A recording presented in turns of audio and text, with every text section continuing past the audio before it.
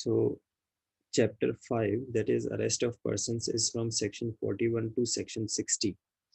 And in this one, mainly section 41 is related to the arrest. 41 and 42. Section 41 and 42 relates to arrest of a person by police officer.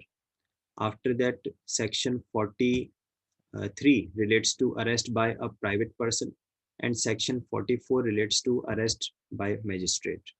तो आज की class में हम section 42, 43 and 44 ये तीनों cover करने की कोशिश करेंगे. लास्ट क्लास में हमने सेक्शन 41 पढ़ा था. तो सेक्शन 41 के लिए मैंने एक एब्रीविएशन दिया था, सिप्सोडेरा, CIPSODERA. That section 41 states when a police officer can arrest any person without warrant. So these are the conditions in which a police officer can arrest any person without warrant. So what are those conditions? The first one was whenever any cognizable offense have been committed. So the first is any cognizable offense have been committed. Second is any information have been received or any complaint has been received for that person is going to commit a cognizable offense. Third is proclaimed offender. Then if anybody is in possession of stolen property, then comes is anybody who obstructs a police officer in commission of his duties, in prosecution of his duties. Then comes is deserter from Army, Navy, Air Force. Then comes extraterritorial, that is any person who has committed an offense outside India and has been escaped in India. Then comes released offenders, if violates the rules, if breaches the rules of release. And lastly, if any requisition have been received to arrest from other police station, किसी other police station से हमें कोई requisition receive होता है, that is arrest in requisition. So ये एक abbreviation हमने पढ़ा था सेक्शन 41 में, सिप्सोडेरा. उससे सारे कंडीशंस हमें याद रह सकती हैं when a police officer may arrest without warrant. After that, section 41 after section 41 there are certain other sections, section 41A, section 41B, 41C and 41D. Section 41C states section 41A states about notice to appear to police officer. अगर किसी को notice दिया जाता है कि police officer के पास में आप अपीयर हो, अगर वो नोटिस देने पर अपीयर नहीं होता है, then the procedure to arrest and the duties of the police officer 41B में, कि अगर नहीं अपीयर होता तो फिर उसको अरेस्ट कैसे किया जाएगा और ड्यूटीज क्या होंगी पुलिस ऑफिसर की. After that section 41C states about the control room at every district. Her district पे कंट्रोल रूम एस्टेब्लिश होगा जिसमें कि डेटा प्रिपेयर किया जाएगा, किस किस को अरेस्ट किया है, किसने अरेस्ट किया है, किस डेट पे किया है. And lastly section 41D about the rights of a person to contact to the advocate of his choice. जिसको आपने अरेस्ट किया है उसके पास राइट है कि वो अपनी चॉइस के एडवोकेट से मिल सके, कॉन्टेक्ट कर सके और उससे हेल्प सीख कर सके. तो ये हमने अपने लास्ट सेक्शन में कवर इतना कर लिया था, और आज के क्लास में हम सेक्शन 42, 43 एंड 44 को कवर करेंगे. सेक्शन 42 बताता है कि जब कोई नॉन कॉग्निजेबल ऑफेंस हो, वैसे तो हम सब जानते हैं that is a police officer may arrest any person without warrant only under the cognizable offence. Section 41 में वो चीज लिखी हुई है. कौन से ऑफेंसेस कॉग्निजेबल हैं, कौन से ऑफेंसेस नॉन कॉग्निजेबल है, that have been specified under schedule first. Now there are certain conditions, there are certain situations under which a police officer may arrest even when under a non-cognizable offense, may arrest without warrant even under a non-cognizable offense. अगर कोई non-cognizable offense है उसमें भी without warrant arrest किया जा सकता है. कब ऐसा होगा? तो उसके लिए है when any person who is the in the presence of a police officer has committed or has been accused of committing a non-cognizable offense refuses on demand of such officer to give his name and residence.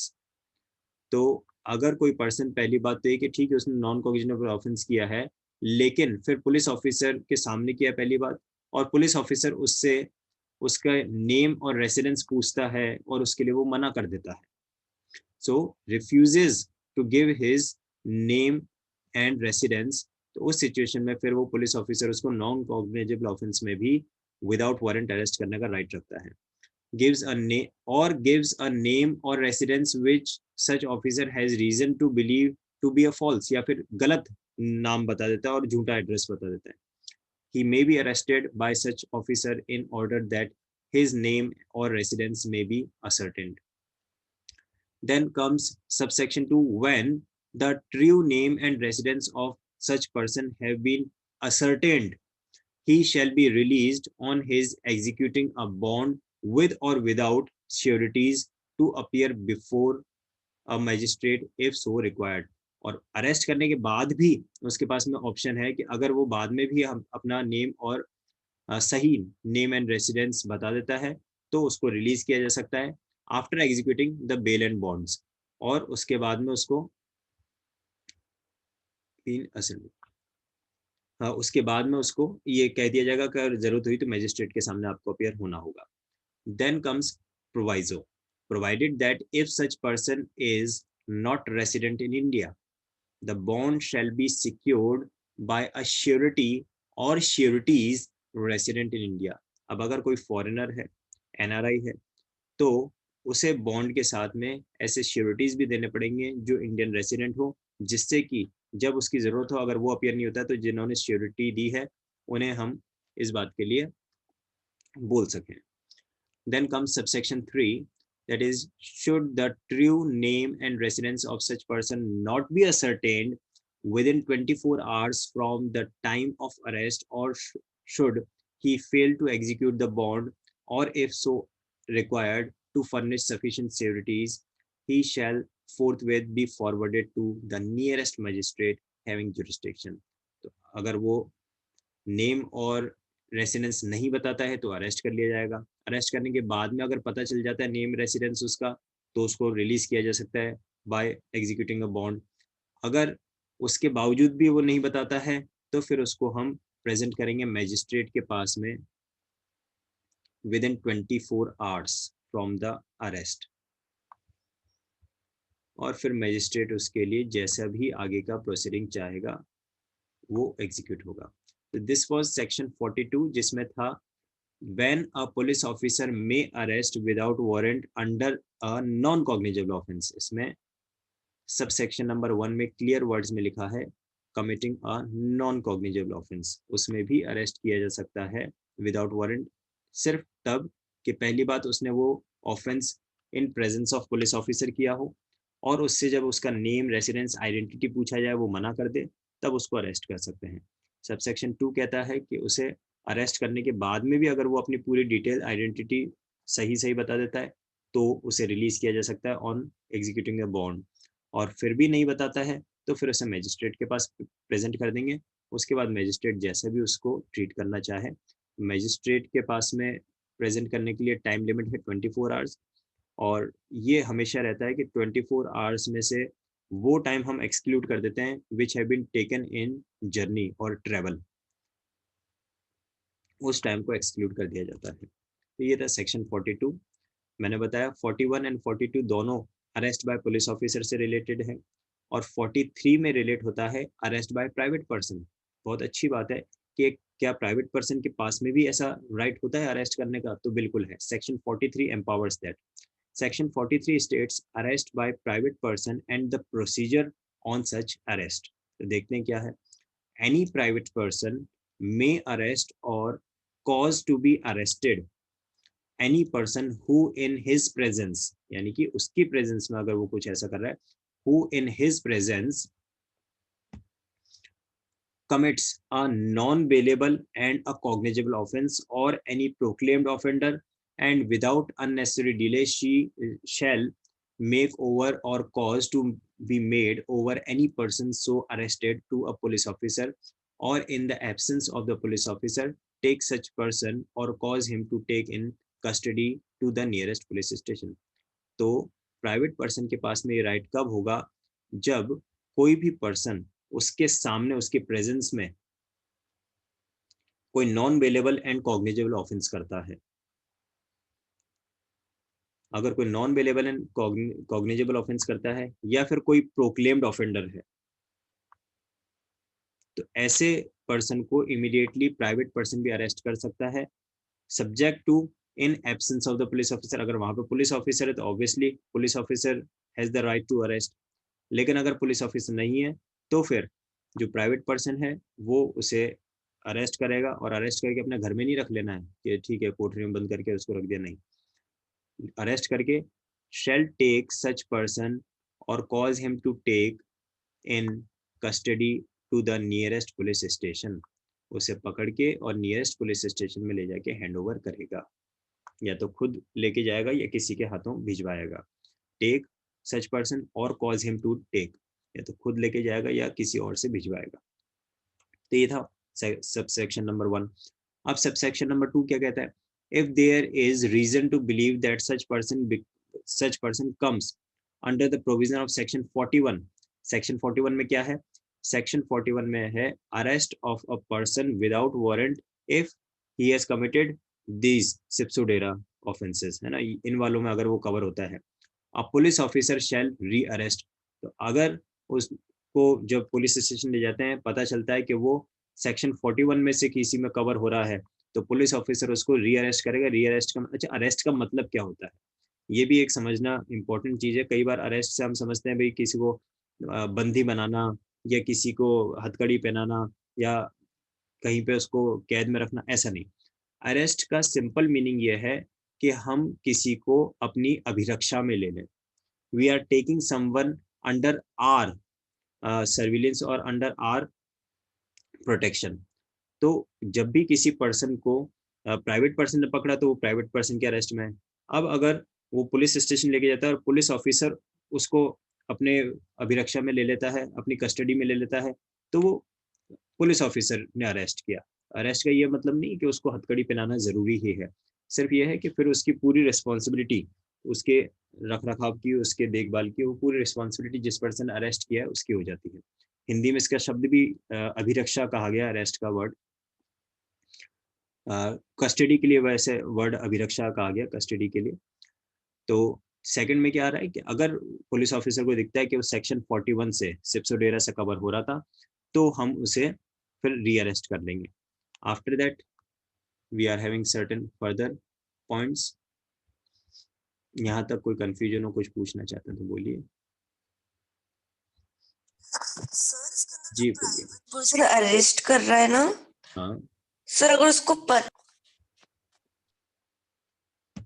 हाँ जी, तो अब आते हैं हम subsection number 3 पे। If there is reason to believe that he has committed a non cognizable offence, आ गई बात वही, and he refuses on the demand of a police officer to give his name and address। तो non cognizable offence में भी section 42 तो apply होता ही है। क्या करना है? सिर्फ आप अपने रियल आइडेंटिटी बता दें, जिससे कि आप फ्यूचर में कुछ ऐसा करते हैं तो आपको पकड़ लिया जाए। So if he refuses to give name and residence or give a name and residence which such officer has reason to believe to be a false, या फिर गलत बताते हैं, he shall dealt with under section 42। तो अगर आप ऐसा करते हैं तो फिर सीधी बात है कि आप सेक्शन 42 में कवर हो जाएंगे। और सेक्शन 42 में क्या था? 3 पॉइंट्स थे। सबसे पहले नेम एंड रेसिडेंस बताने पे मना किया तो अरेस्ट करेगा। सेकेंडली अरेस्ट करने के बाद नेम रेसिडेंस बता देता है सही सही, तो उसे बॉन्ड्स पे रिलीज कर देगा। फिर भी नहीं बताता है तो मैजिस्ट्रेट के पास में प्रेजेंट करेगा within 24 hours. But if there is no sufficient reason to believe, जो आप पूछना चाह रहे थे बिल्कुल वही पॉइंट लिखा है। But if there is no sufficient reason to believe that he has committed any offense, he shall be at once released। एक बार में immediately उसको रिलीज कर दिया जाएगा कि प्राइवेट पर्सन था, अपनी नॉलेज उसको नहीं थी, उसने तो गलती से अरेस्ट करके ले आया। तो अगर ऐसा कोई रीजन नहीं है तो उसको एट वंस ही will be released. I think ये कवर हो क्लियर हो गया होगा आपको पूरी तरह से। अब आते हैं हम सेक्शन 44 में, अरेस्ट बाय मैजिस्ट्रेट। जैसे कि मैंने आपको बताया था 41 42 रिलेट करते हैं अरेस्ट बाय पुलिस, 43 रिलेट करता है अरेस्ट बाय प्राइवेट पर्सन, और 44 रिलेट करता है अरेस्ट बाय मैजिस्ट्रेट। ये हमारा आज का लास्ट सेक्शन होगा, arrest bye magistrate. When any offense is committed in the presence of magistrate. तो देखिए 41 42 में भी लिखा था कि in presence of police officer, 43 में लिखा था in presence of private person, और 44 में लिखा है in presence of magistrate. यानी ऐसा नहीं कि हम अपने घर में बैठे हुए कोई मिस्टर एक्स आके बता देता है कि भाई वो वहां पे कर रहा है तो हम जाके उसको अरेस्ट, हमारे सामने अगर उसने कुछ ऐसा किया है तब हमारे पास राइट है. So when any offense is committed in presence of a magistrate, whether executive or judicial, तो magistrate की classes of courts and magistrate तो हमने पढ़ी थे. So whether it is an executive magistrate or a judicial magistrate, within his local jurisdiction, he may himself arrest. क्या लिखा है? He may himself arrest or order any person to arrest. अब any person का मतलब क्या हो गया? Any person तो वहां पे जो एक आम आदमी खड़ा है वो भी हो सकता है, यानी प्राइवेट पर्सन को भी वो ऑर्डर दे सकता है कि आप इसको अरेस्ट करें या मेरी मदद करें. The offender and may thereupon subject to the provisions herein contained as to bail commit the offender to custody. और बाकी के फिर प्रोविजंस जो भी हैं उनको वो फॉलो करने के लिए कह सकता है.